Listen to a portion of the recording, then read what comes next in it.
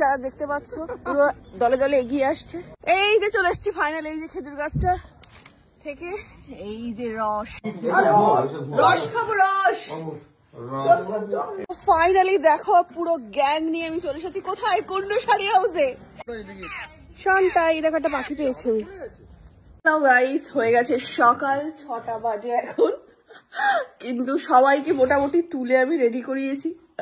ওইদিকে সব ব্রাশ করছে যে আমরা রস খেতে যাব, খেজুরের রস, কিন্তু এই দুজনকে কিছুতেই তোলা যাচ্ছে না।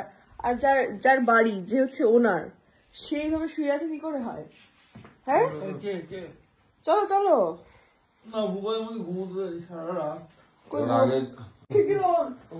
এদেরকে তোলার একটা পরিকল্পনা চলছে। একে তোলে,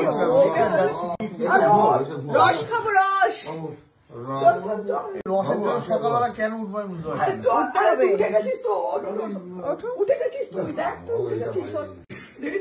এরই নাম হচ্ছে ইনফ্লুয়েন্সার, ঠিক আছে? সবাইকে ইনফ্লুয়েন্স করে তুলিয়ে দিয়েছি। দুজনকে এখন না, 3জনকে পারিনি, বাট 10 জনের মধ্যে 3জন না গেলেও কিছু হবে না। কি বলো বুবাই? একদম 10 জনের মধ্যে 9 জনকে নিয়ে যেতে সাকসেসফুল আমি। একজন ঘুমোচ্ছে বাড়িতে, তো আমরা একটা টোটো করছি। হ্যাঁ, লাস্টের দিকে 2জনকে তুলতে হেল্প করেছে। ওই পেছনের টোটোটায় আসছে বাকি সবাই। ফাইনালি দেখো পুরো গ্যাং নিয়ে আমি চলে এসেছি। কোথায়? কন্যশাড়ি হাউসে। এত সকাল সকাল শাড়ি কিনতে আসিনি, এখান থেকে যাবো আমরা রস খেতে। ফেরার পথে আমরা একটু সাইডে দেখতে পারি, কি তাই তো? হ্যাঁ, তারপরে আমাদের একটা পিকনিকের প্ল্যান করেছি, তো সমস্ত কিছুই হবে, তো দেখতে থাকো।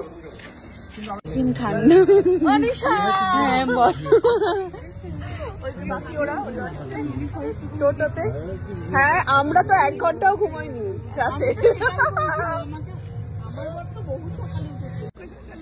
পুরো রস খাওয়ার টিম যারা দেখতে পাচ্ছ পুরো দলে দলে এগিয়ে আসছে এখানে।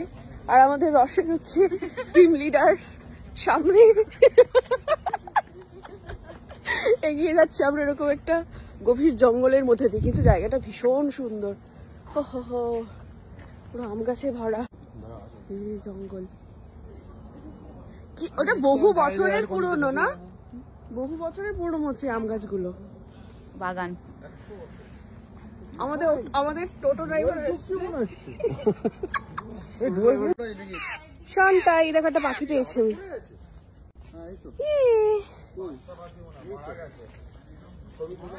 মাম্মা কি আছে?